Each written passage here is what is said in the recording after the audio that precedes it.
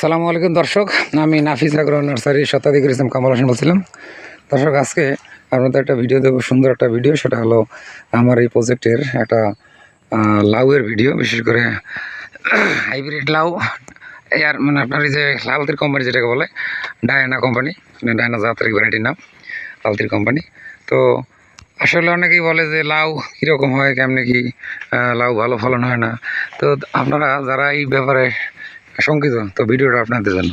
দেখেন যে লাউ চাষের যে বিষয়গুলো, দেখেন আমরা এই যে মালচিং দিছি, মাঝখানে বেডে মালচিং ছিল, এটা আমরা উঠে দিচ্ছি। দেখেন সুন্দর শিকড়, দেখেন এই খাবারের জন্য কিন্তু হন্য হয়ে ঘুরতেছে। তো দেখেন এইখানে কতগুলো লাউ, দেখেন তো এক জায়গায় কয়টা লাউ, এই যে দুইটা পাশে দেখেন এখানে কতগুলো লাউ। দেখেন ক্যামেরা তো অত সুন্দর দেখায় না, তো বাস্তবে এর থেকে আরও অনেক বেশি দেখা যায়। তো গাছের অবস্থা বেশ ভালো, আমরা পাতা কেটে দিচ্ছি যাতে কোনো সমস্যা না হয়।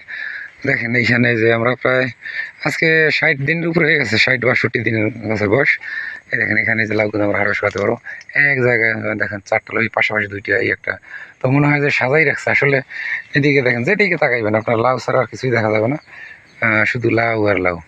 দেখেন এই হলো। আর উপরে আমাদের ছোটো জালিও আছে, যে এগুলো আবার একটু কয়েকদিন 2-1 দিনের মধ্যে আবার মানে কাটার মতো অবস্থা হইবে। তো এইভাবে যদি আপনার লাউ চাষ করেন তাহলে কিন্তু এখান থেকে ভালো একটা প্রফিট আশা করা যায়। দেখেন এইখানে মনে হয় একেবারে এই যে পাশাপাশি দুইটা, এই যে এখানে, তারপরে এই দেখেন এখানে যে কতগুলো লাউ এক জায়গায় আছে, এখান থেকে দেখলে বোঝা যায় সুন্দর কালারে লাউটা হারভেস্ট করার মতো অবস্থা। তো এই হলো মোটামুটি লাউয়ের অবস্থা। দর্শক, ভিডিও আর বাড়াবো না। তো এরকম প্রজেক্ট করতে চাইলে আমাদের স্ক্রিনে নাম্বারে যোগাযোগ করেন, ইনশাল্লাহ সঠিক তথ্য পরামর্শ পেয়ে যাবেন।